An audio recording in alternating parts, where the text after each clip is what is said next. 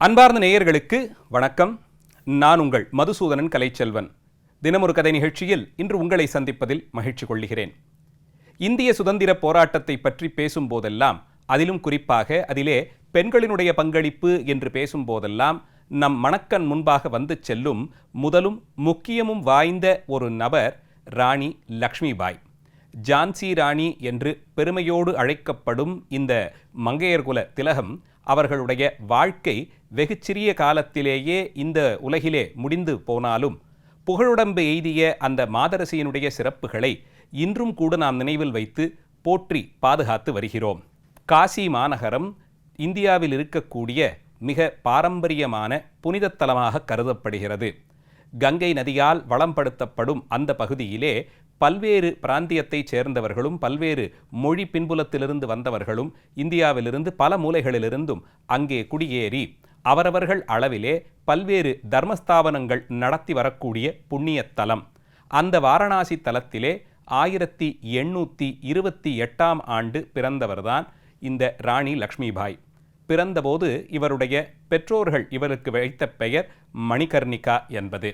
காசியிலே கங்கை நதிக்கரையில் பல்வேறு படித்துறைகள் உண்டு.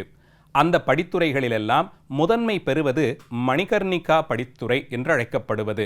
விஸ்வநாத பெருமானுடைய ஆலயத்திலிருந்து நேரே ஒரு கோடு வரைந்தால் கங்கையை வந்து அது சந்திக்கும் புள்ளியில் இருப்பதுதான் மணிகர்ணிகா கட்டம். அந்த புனிதமான பெயரே இந்த குழந்தைக்கும் சூட்டப்பட்டது. இவருடைய தாய் தந்தையர்கள் மராட்டிய மொழி பேசக்கூடிய பின்புலத்திலிருந்து வந்தவர்கள். அந்த காலத்திலே பல்வேறு அரச பரம்பரையை சேர்ந்தவர்களும் காசியிலே அவர்களுக்காக ஒரு அரண்மனையை வைத்துக்கொண்டு அந்த பகுதியிலே தர்மகாரியங்களெல்லாம் பார்த்து வந்தார்கள். அதிலே அந்த காரியங்களை செய்து வருவதற்கு அதற்காக வேண்டி என்று அவரவர்கள் ஊரிலிருந்து பல்வேறு குடும்பங்களையும் இங்கே குடியமர்த்தி இருந்தார்கள். அதிலே ஒரு வீரபாரம்பரியம் நிறைந்த பரம்பரையில் வந்தவளாகத்தான் மணிகர்ணிகா தாம்பே என்கிற இந்த பெண்மணியை நாம் பார்க்கிறோம். சிறு வயதிலேயே அந்த கால கட்டமைப்பிலிருந்து மாறுபட்டவளாக இவள் பல்வேறு கல்வி கேள்விகளிலும் சிறந்து விளங்கினாள். வீரச் செயல்கள் புரிவதில் சிறுவயதிலிருந்தே இந்த பெண்ணுக்கு ஆர்வம் இருந்து வந்ததை அறிகிறோம். குதிரை ஏற்றம் பயின்றிருந்த இந்த பெண் சில காலத்திலெல்லாம் குதிரைகளை பழக்கும் அளவிற்கு தானே உயர்ந்து விட்டாள். அந்த குதிரைகளுக்கு சமிக்ஞை செய்வது, அவற்றை தடவி கொடுத்து தன்னுடைய மனப்போக்கிற்கு அந்த குதிரை ஈடு கொடுக்கும்படியாக செய்வது போன்றவற்றில் நல்ல புலமை பெற்றிருந்தாள். வாழ் வீசுதல், சிறிய அளவிலே சண்டை செய்தல், கத்திச்சண்டை முதலியவற்றிலெல்லாம் கூட இந்த அம்மையார் சிறந்து விளங்கியது தெரிய வருகிறது.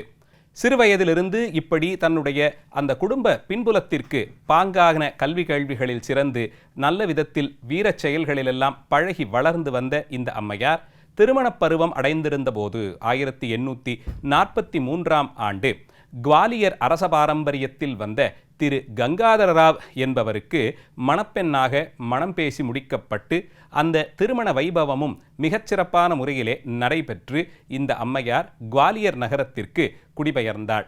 அங்கே அரச பரம்பரையிலே அரசியாகவே வாழ்ந்து வந்த இந்த அம்மையாருக்கு லக்ஷ்மிபாய் என்று பெயர் சூட்டப்பட்டது.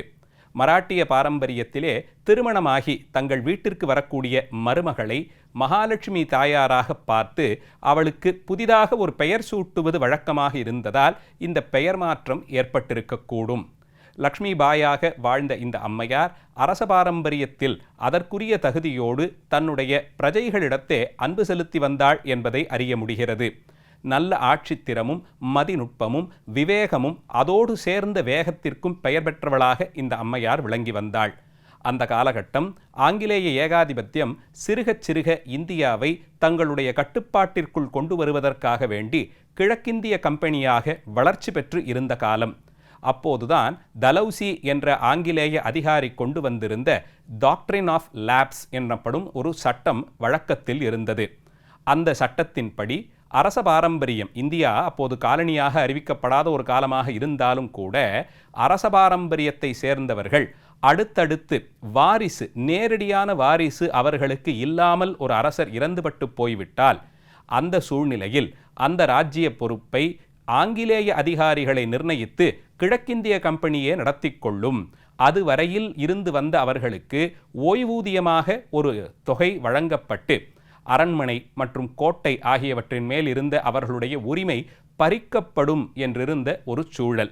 இப்படி ஒரு கொடுங்கோல்தனத்தோடு கிழக்கிந்திய கம்பெனி விதிகள் விதித்து செயலாற்றி வந்த அந்த காலகட்டத்தில்தான் கங்காதர ராவ் அவர்களுக்கும் லக்ஷ்மிபாய் அம்மையாருக்கும் திருமணமாகி சற்றேறக்குறைய 8-9 ஆண்டுகள் குழந்தை இல்லாமல் இருந்தது.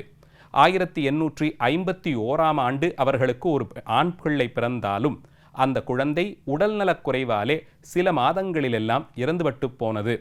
இந்த நிலை நீடித்தால் அரச பாரம்பரியத்திலே அடுத்த வாரிசு என்று ஒருவரை நிர்ணயம் செய்ய முடியாமல் போய்விட்டால் அப்போது வழக்கில் இருந்த டாக்ட்ரின் ஆஃப் லேப்ஸ் என்ற சட்டத்தை காண்பித்து அந்த நாட்டினுடைய அரசுரிமையை ஆங்கிலேய கிழக்கிந்திய கம்பெனி பறித்து கொள்ளுமோ என்று நினைத்த திரு கங்காதர ராவ் தன்னுடைய உறவிலேயே ஒரு குழந்தையை தத்தெடுத்து தாமோதர ராவ் என்றவருக்கு நாமகரணமும் செய்து வைத்து அவரை தன்னுடைய ஆட்சி காலத்திற்கு பிறகு தன்னுடைய வாரிசு உரிமையாக நிர்ணயம் செய்து பிரகடனமும் செய்தார்.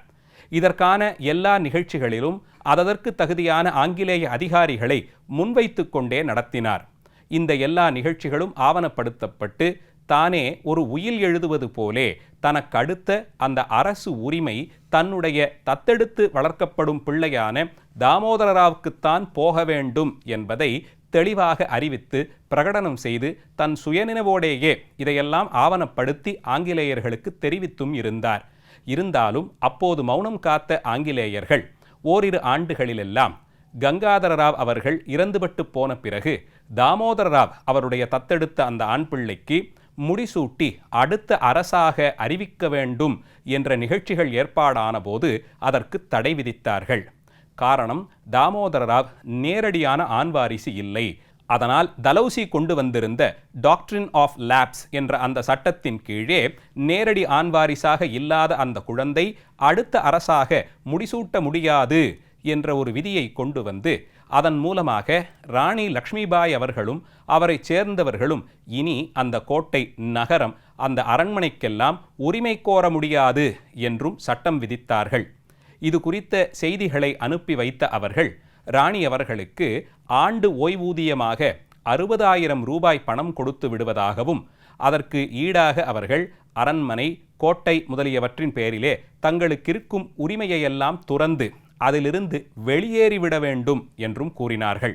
அதோடு கூட இனி நாட்டினுடைய சட்டம், ஒழுங்கு, பொருளாதாரம், காவல் முதலியவற்றிலே இந்த பரம்பரையாக அவர்கள் அனுபவித்து வந்த எந்தவித உரிமையையும் அவர்கள் கோர முடியாது என்பதை தெளிவுபடுத்தினார்கள்.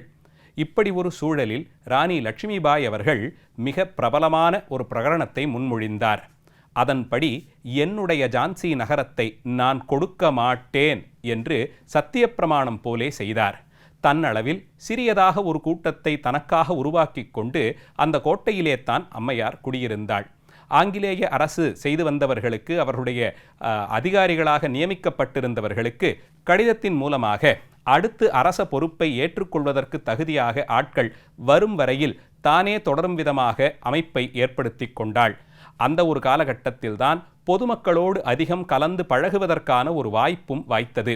அப்படி ஒரு சூழ்நிலையில் பொதுமக்களிடையே திருவிழா கொண்டாட்டம் போலே ஒரு கொண்டாட்டத்தை ஏற்படுத்தி அந்த நிலையில் ஆங்கிலேய அதிகாரிகள் வாஸ்தவத்தில் கோழைகள். அவர்கள் உயிருக்கு அஞ்சியவர்கள்.